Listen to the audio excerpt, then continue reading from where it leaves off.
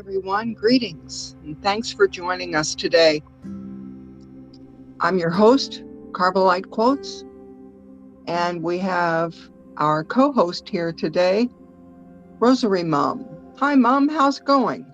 Good, thank you. How are you? Can't complain, although I have to say I'm really sad about what's happening in Nicaragua right now. We're going to be focusing on that today because it's a really serious issue. And that's the challenging situation that the Catholic community is facing in Nicaragua. Since our last episode, there have been more priests who have been arrested and detained, and their current whereabouts are unknown. So we'll bring you up to date on that. We'll bring you up to date on the current situation with the priests and seminarians whom Nicaraguan police have captured since our last broadcast, and we're going to delve into the crucial events that have brought us to the present situation. That's true. We've got so much to talk about. You know, unfortunately today, Nicaragua's Catholic community is facing serious challenges. The dictatorship of Daniel Ortega has continued to harass, persecute, oppress, and arrest bishops, priests, and seminarians. These are some of the struggles that are facing those people right now. And we've got some personal stories to tell. So let's go ahead and get into it and talk about who's being detained. Do you have a list, Mom? Yeah, so let's learn about who the clergy are and who have been directly affected by the persecution in the last 10 days, specifically those who have been apprehended by the police. We've got a list, and we'll be sharing it with you right now. To begin with, Bishop Rolando Alvarez has been imprisoned for more than 500 days. It was in August of 2021 that he was apprehended along with priests and seminarians, a deacon, a layperson. And that was 2022. And then on February 9 of 2023, earlier this year, all of those priests, seminarians, lay people, everyone who was detained with him and imprisoned with him were released and sent to the United States. However, one person was not on that flight, and that was Bishop Rolando Alvarez. And since then, he has been detained in La Modelo prison in Tipitapa, Nicaragua. The regime has published propaganda photos alleging to show him being well treated. However, those of us who have followed the bishop for years know that he is in poor health, that his conditions of detention are unacceptable, and we continue to demand his unconditional release.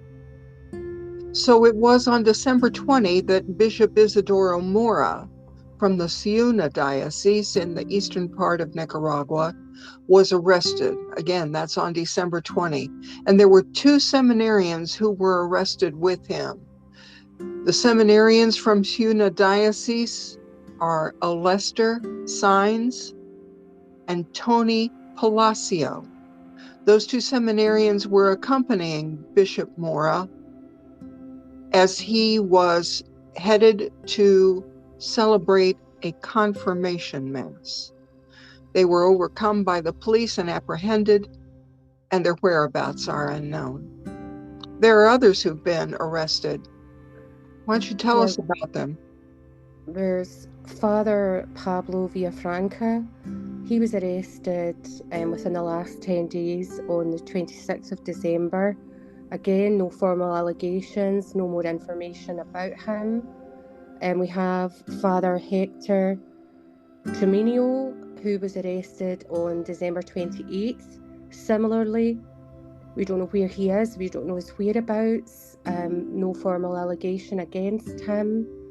We have Monsignor Carlos Avalos, who was arrested also on December 28th. Again, similarly, no formal allegations, no further information, no photos, no information about these priests that were arrested on the 26th and 28th. And it should be mentioned that the list we're using is a list that is developed by the researcher Martha Patricia Molina. Martha Patricia is well known worldwide as the expert on anti-Catholic persecution in Nicaragua. And so we trust her information. We trust the confirmed list that she has provided us. It should be mentioned also that Father Villafranca, Father Tremenio, and Father Aviles, or Monsignor Aviles as he is called, all three of those priests are in the leadership roles in the Archdiocese of Managua. Father Villafranca has been the chancellor of the Archdiocese, more or less the chief operations officer. Father Tremenio has been the treasurer of the Archdiocese. And Monsignor Aviles, the vicar general of the Archdiocese. That is the number 2 man assisting the Archbishop, Cardinal Brenes. So these are priests who are in leadership positions for the Archdiocese of Nicaragua. And this pretty much, as they would say, is a blow to the kneecaps of the Archdiocese. Father Fernando Calero and Father Marcos Diaz Prado were arrested on December 28th also. It should be noted that Father Marcos Diaz Prado is not from the Archdiocese of Managua. He's from a different diocese, the Diocese of León, which is a very ancient area of Nicaragua from Spanish colonial times. Also, Father Calero is the pastor of Our Lady of Fatima parish in Rancho Grande area of Managua. So that's, Matagalpa. You know, some days we get a little tongue-tied in terms of who is in what diocese, don't we, Mom? Absolutely, yeah. Yes, but so he's from the Diocese of Matagalpa, which is the diocese that is headed up by its ordinary, Father Bishop Alvarez, who is detained in La Modelo prison. So those are 2 priests from other dioceses outside of Managua, Father Calero in León Diocese and Father Prado once again, Father Calero in Matagalpa Diocese and Father Prado in León Diocese. I think I'd better turn it over to you, Mom, because you seem to be more with it than I am. Go ahead. Well, shockingly, in the past 24 hours, not even 24 hours, the persecution has it's ferocious, as Bishop Baez would put it. It's ferocious. And that's a pretty strong word. So in the last 24 hours, on December 29th, which was through the night for me, Monsignor Silvio Fonesca, he was arrested December 29th. Father Michael Monteri, arrested on the 29th. Father Raul Zamora, arrested on the 29th. Father Gerardo Jose Rodriguez, arrested on the 29th. And that's 4 confirmed from Martha Patricia, priests who have been arrested not even in the last 24 hours. Additionally, Father Yader Guido, although he's free, he's under police surveillance after being arrested on Christmas Eve. You know, Martha Patricia, in her outline of confirmed arrests, mentions that Monsignor Fonseca is from the Archdiocese of Managua. He's been involved in the family and children ministry. Family That's right, of the Archdiocese. And also director of the John Paul II Institute for the Archdiocese. So he was arrested by police and paramilitaries. There are paramilitary forces in Nicaragua besides the police, and so they captured him after he celebrated Mass, and that was on the 29th. So that was late last night. Father Monterrey is from the parish of Our Lady of Candelaria in Managua Archdiocese. And again, he was taken at midnight when he was in the rectory. Father Zamora is well known worldwide from 2018 because it was his parish, Divine Mercy Parish, that was attacked on July 13 and 14 by police and paramilitary forces. And the church to this day is riddled with bullet holes. 2 youth, university students, died in that attack in July of 2018. Father Zamora and his associate pastor, Father Eric Cole, were both frequently interviewed by the independent press, both independent press from Nicaragua as well as press worldwide.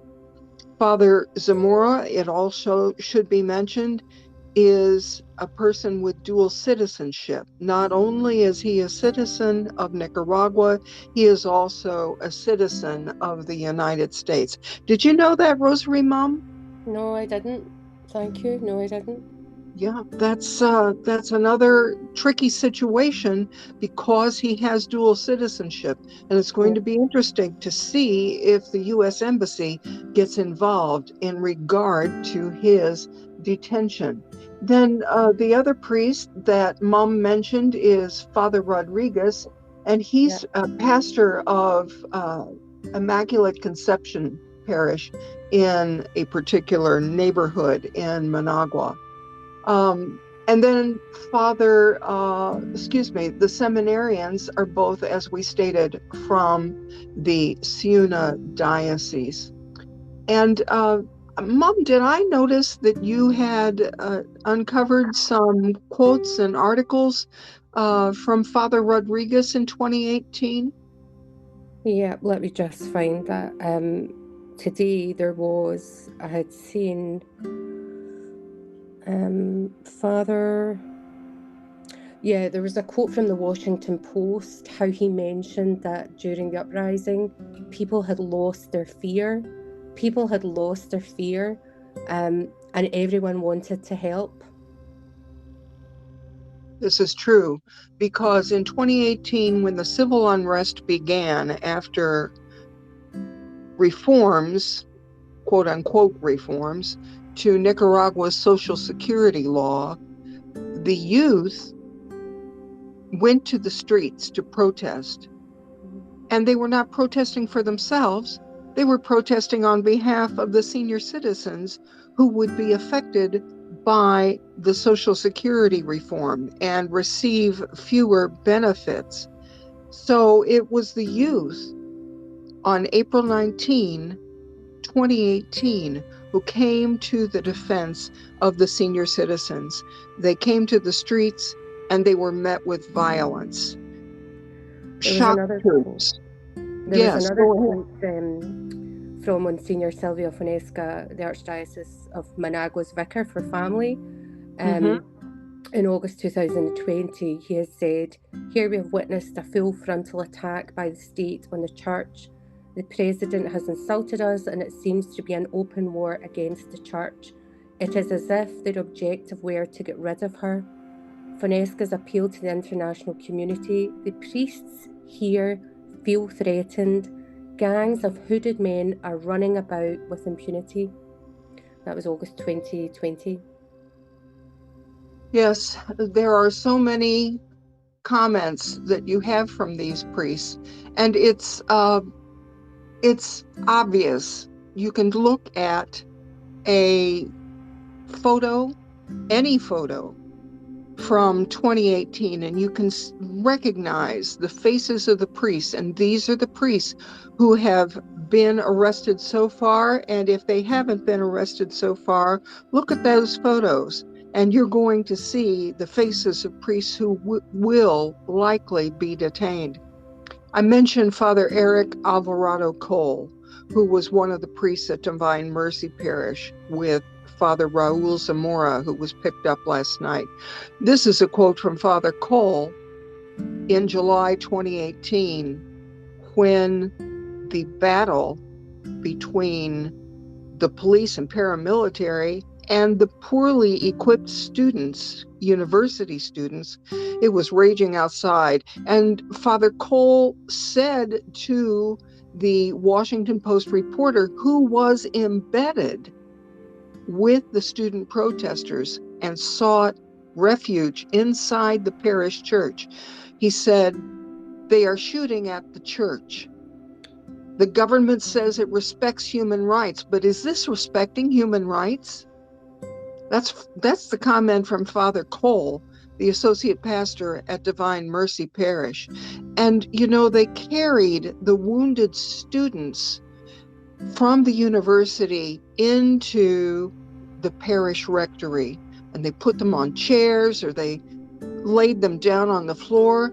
There were medical students who happened to be with the protesters that night, and they happened to have an emergency kit, first aid kit, to be able, like emergency medical technicians, to treat the wounded. And that's exactly what happened. Jan, do you remember some of the stories that Roger Martinez told us about his emergency medical clinic? I do. He is fearless. He actually touched my heart when he spoke about it. How fearless the Nicaraguans are for God and for their country, their faith. And some of the, I remember him saying that it was just AK-47s flying around everywhere, and, troops and everything shooting, and it just doesn't bear thinking about how persecuted these people are and have been for a number of years. A number of years is right. When that attack took place at Divine Mercy Parish in July of 2018, Father Zamora was the one who was helping to save and protect the students. You could hear him screaming, everyone on the ground, because he said to them, those are windows. Whatever bullet goes through there is going to kill you. So he was trying to get the students to stay on the floor.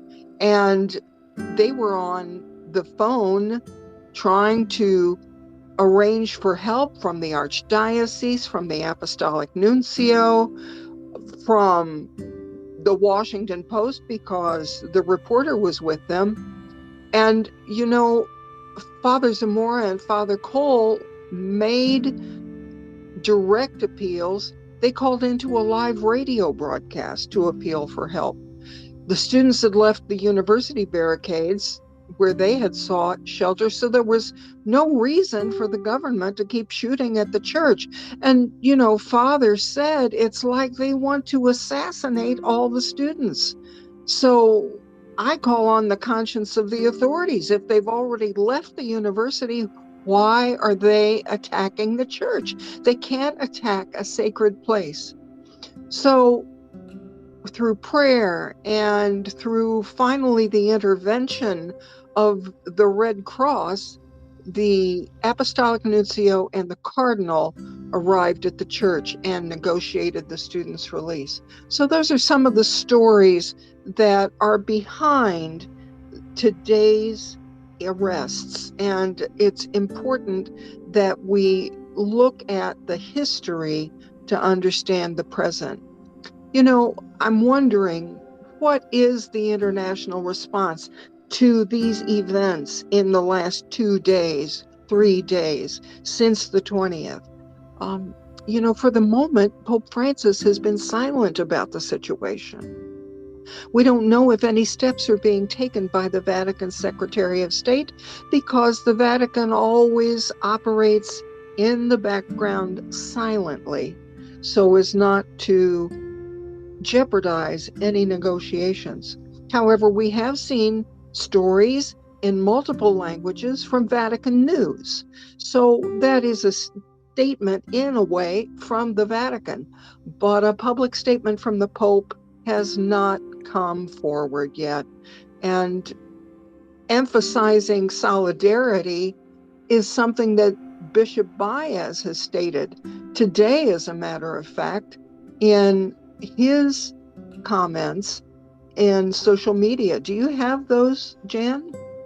Yeah, I have. I can read that to you. But I further wanted to mention about Pope Francis because if you remember on the space a few months ago, we had Victor Gaitan, and he told us the very same thing where, we need to be very careful. The Vatican has to be very careful as to not jeopardize the relationship or non-relationship with Nicaragua, and the importance of solidarity and hope for a brighter future is what Nicaragua wants. And of course, the international community, Bishop Baez, he quotes today in an appeal: "This week, the Sandinista dictatorship unleashed a ferocious manhunt targeting priests, imprisoning several of them, in addition to 2 bishops already imprisoned. I beg the bishops and the bishop conferences of the world not to abandon us at this time. Pray for the Church of Nicaragua, stand in solidarity and raise your voices to denounce this persecution by the dictatorship against our church." And that's from Bishop Silvio Jose Baez. And I Strongly. noticed, strong language, strong language. And I noticed that in that post on X, formerly known as Twitter, he tagged and mentioned, I should say, the U.S. Catholic Bishops' Conference. Bishop Baez is still the auxiliary bishop of Managua, Nicaragua. He lives by order of the Pope outside of Nicaragua since April of 2019. And he's currently teaching in a seminary in Florida. So although he's sheltered under the wing of the Archdiocese of Miami, he is still a Nicaraguan bishop. And he speaks forcefully on behalf of his people, his flock, still in Nicaragua. So this brings you up to date on what's happening in Nicaragua today concerning the anti-Catholic persecution. And, let's just reflect, Rosary Mom, for a moment on the stories of these priests and the importance of standing up against injustice. What do you think is the one thing that Catholics and Christians can do today to support the Catholic Church in Nicaragua? Number 1, pray. Pray through the Immaculate Heart of Mary to the Sacred Heart of Jesus. And number 2, share this information with your diocese, your priests, your bishops.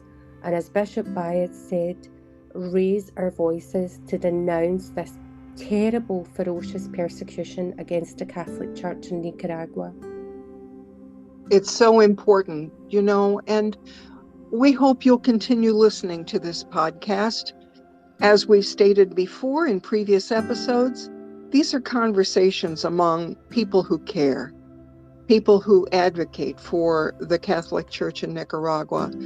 We don't have fancy production values, but we do have values that motivate us to advocate for the suffering Catholic Church in Nicaragua.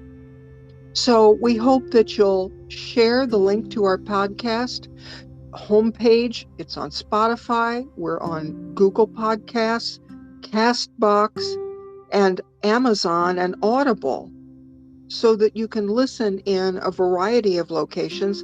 And soon we'll be adding Apple Podcasts to our lineup.